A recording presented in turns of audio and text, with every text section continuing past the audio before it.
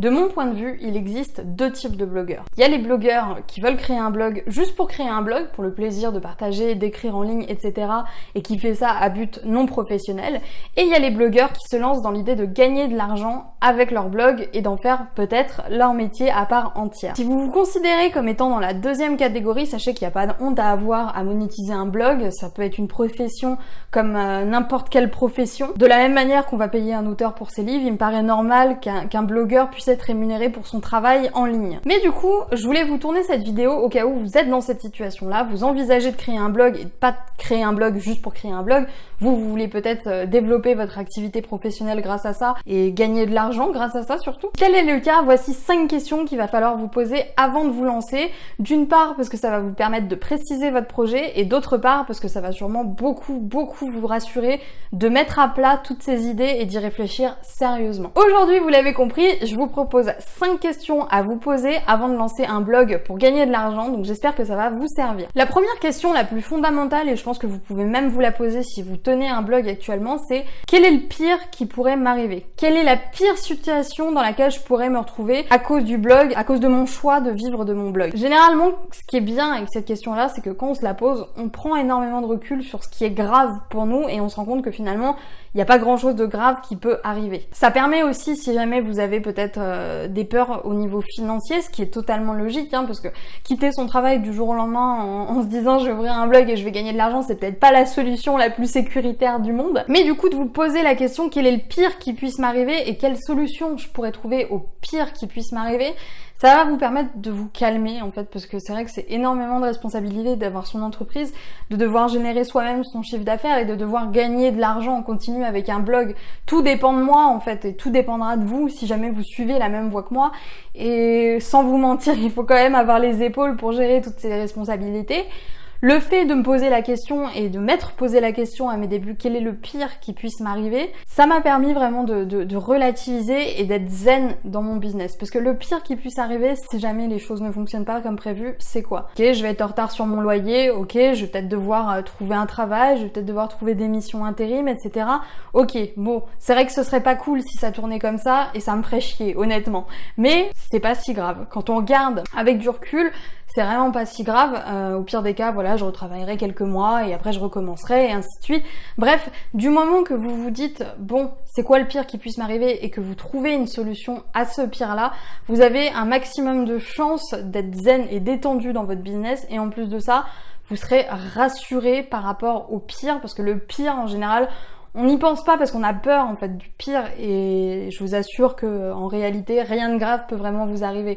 Tant que vous êtes vivant, tant que vous survivez, tout va bien. Je pense vraiment qu'il faut se dire ça dès qu'on se dit bon, est-ce que j'ai envie de gagner de l'argent avec mon blog? Est-ce que j'ai envie de vivre de mon blog? Dans ce cas-là, quel est le pire truc qui puisse m'arriver? Quelle est la pire douille qu'on puisse me faire? Comment tout ça pourrait s'effondrer et d'essayer de trouver une alternative, une solution, un plan B peut-être éventuellement, qui va venir un petit peu nous rassurer dans notre choix et nous permettre d'y aller sans pour autant être comme ça pendant tout le long. Deuxième question à se poser, et je pense que ça a quand même son importance, c'est est-ce que j'ai les compétences nécessaires pour au minimum créer un plan d'action viable. Alors attention, je mets un gros holà là-dessus, vous n'êtes pas obligé de tout savoir, hein. Je le dis très souvent et je le dirai toute ma vie, je ne sais pas tout et je ne saurai jamais tout et pour moi j'aurai jamais assez de connaissances. Sauf que si vous vous bloquez sans arrêt en disant bah j'ai pas assez de connaissances, vous n'allez rien faire. Là où moi je vous dis de vous poser quand même la question, c'est au niveau des compétences de base. Est-ce que vous savez exactement ce que vous allez faire avec ce blog? Est-ce que vous savez exactement comment vous allez trouver du trafic? Est-ce que vous avez au moins une ébauche de plan d'action dans la tête? Est-ce que vous savez à peu près quelle est la route à suivre? On vous demande pas vraiment d'avoir un plan complet, de faire un business plan en 12 pages comme Pôle emploi vous le demande ou des choses comme ça.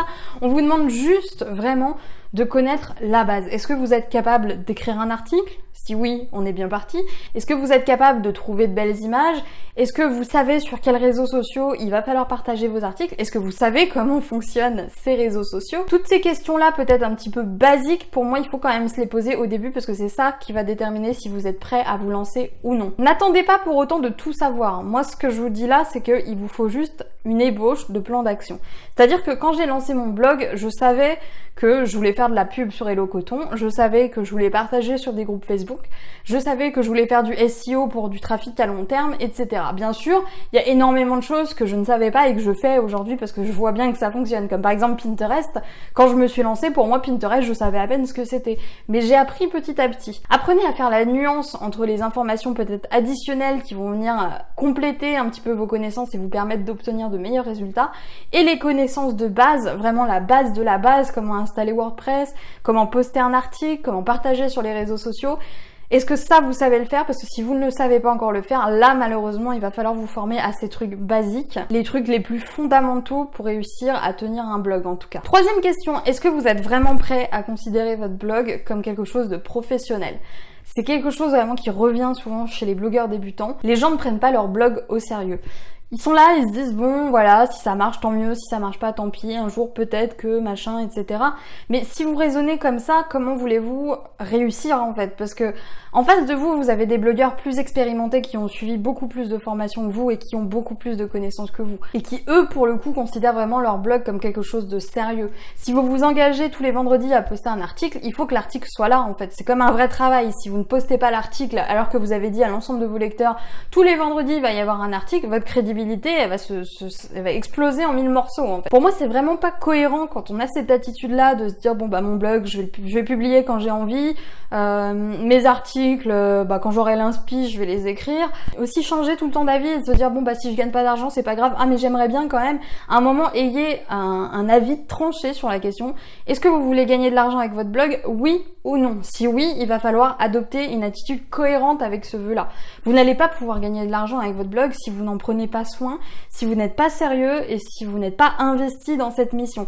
C'est pour ça que c'est ce que je conseille souvent à mes clients en coaching. Voyez vraiment votre blog comme quelque chose de sérieux, comme si c'était un travail. Certes, vous n'avez pas de patron derrière vous qui est là à vous dire l'article il est pas sorti à temps, mais il faut apprendre à s'autodiscipliner, il faut apprendre à être autonome et à savoir se structurer soi-même. Si vous n'avez pas cette autodiscipline-là, malheureusement, vous aurez moins de chances de réussir et c'est vraiment dommage. Planifiez vos articles, rédigez vos articles à l'avance si jamais vous n'avez pas le temps de le faire aussi souvent que vous le voulez.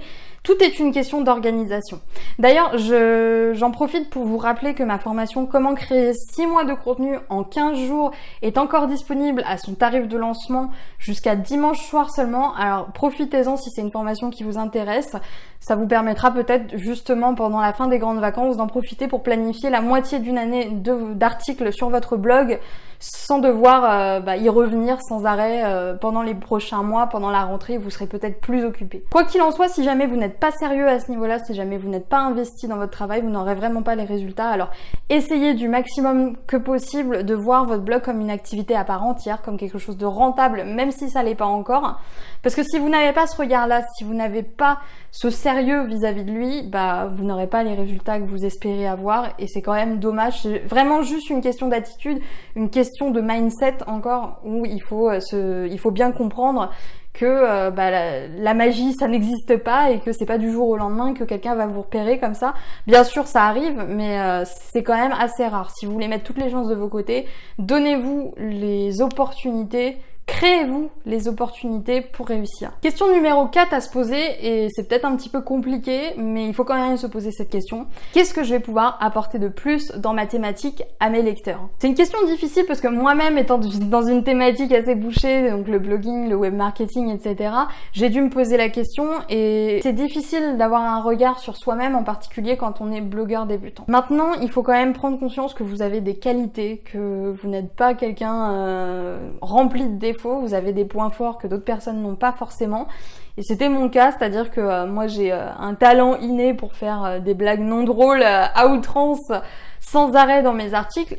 Et étonnamment, c'est quelque chose qui plaît à mes lecteurs. Et en sachant que j'étais comme ça, en sachant que j'avais un peu un style d'écriture particulier, du coup, je me suis dit, voilà, ça c'est ma valeur ajoutée. Ça, c'est ce qui va me permettre de me différencier des concurrents. Et juste un truc comme ça, du style, voilà, mon caractère fera la différence, c'est peut-être pas suffisant.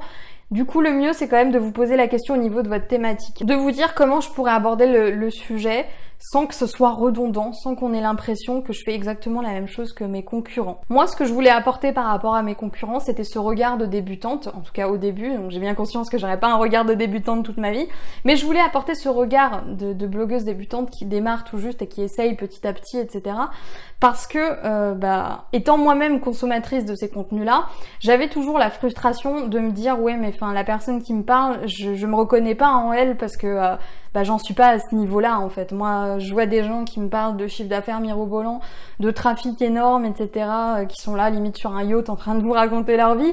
Et enfin, je m'identifiais vraiment pas à ces personnes-là et j'avais vraiment beaucoup de mal à écouter ce qu'ils me disaient dans la mesure où pour moi, ils employaient des choses beaucoup trop techniques pour les débutants. C'est comme ça que je me suis lancée en me disant, voilà, c'est ça que je vais pouvoir apporter en plus de ma personnalité. Je vais pouvoir apporter ce regard de débutante et c'est pour ça que j'axe un maximum de mes articles pour qu'ils s'adressent principalement aux gens qui débutent, aux gens qui sont peut-être pas encore sur deux dans le blogging et qui cherchent à développer leur notoriété, à développer leur business. Enfin, dernière question qui est pourtant une des plus importantes elle aussi, pourquoi vous voulez créer un blog? Alors là, vous allez me dire, pour gagner de l'argent, oui, mais au-delà de ça, franchement, pourquoi vous voulez créer un blog? C'est quoi le but? Moi, le but, c'est d'aider les gens. Moi, le but, c'est d'apprendre des choses aux gens, c'est d'apporter ma vision des choses et de faire un travail qui a du sens pour moi.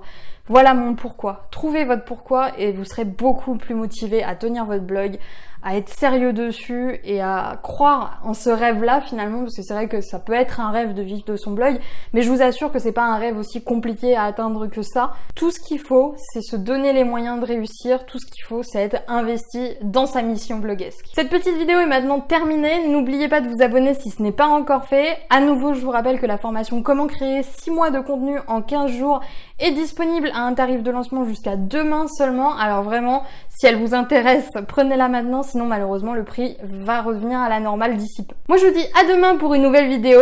Et si vous ne vous êtes pas encore lancé, lancez-vous, vous allez voir, vous allez y arriver. Tout ce qu'il faut, c'est être motivé, c'est être investi et ne pas voir ça comme un petit passe-temps, ni vu ni connu. Vraiment s'investir de la même manière qu'on s'investit dans son travail si jamais on est un employé consciencieux. Sur ces belles paroles, je vous dis à demain et bon courage à vous pour votre blog.